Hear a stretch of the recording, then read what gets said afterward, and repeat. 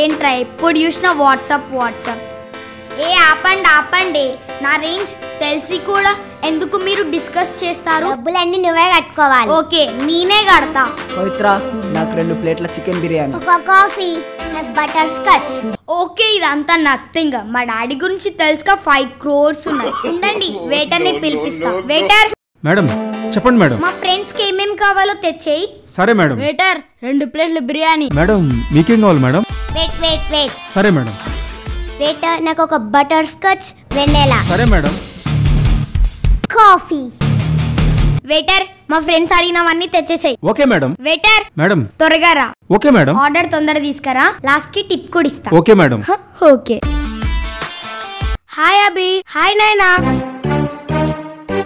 సూర్య, నీతో మేము ఫ్రెండ్షిప్ చేయం. ఎందుకురా? ఎందుకంటే నువ్వు పూర్, మేము రిచ్. మా డాడీకి 200 కోట్లు ఉన్నాయి. నైనా వాళ్ళ డాడీకి 500 కోట్లు ఉన్నాయి. అందుకే నువ్వు మాతో మాట్లాడొద్దు. నువ్వు మాతో ఫ్రెండ్షిప్ చేయాలంటే నువ్వు రిచ్ అయి ఉండాలి. But you are poor. మనం అందరం ఒకటే ప్లేస్ లో ఉంటాం. మనం అందరం కలిసి ఆడుకుంటాం. ఈ రోజు ఏంట్రా ఇలా మాట్లాడుతున్నారు?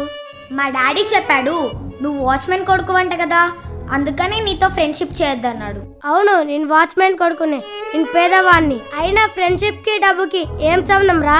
అయినా మన అందరం మనుషులమే కదరా. సంబంధం ఉంది, తేడా కూడా ఉంది. నువ్వు పూర్, మేము రిచ్.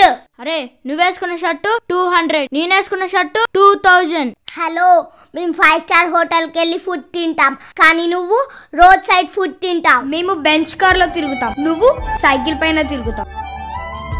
మేము బిల్డింగ్ లో ఉంటాం, నువ్వు మా కింద ఉంటావు. అందుకనే నీతో మేము ఫ్రెండ్షిప్ చెయ్యం. మేము నీతో ఫ్రెండ్షిప్ చెయ్యము. ఏయ్, ఏడవకు. ఎందుకు ఏడుస్తున్నావు? ఎందుకు ఏడుస్తున్నావు? ఏయ్, పోయి ఇక్కడ నుంచి పోరా రే.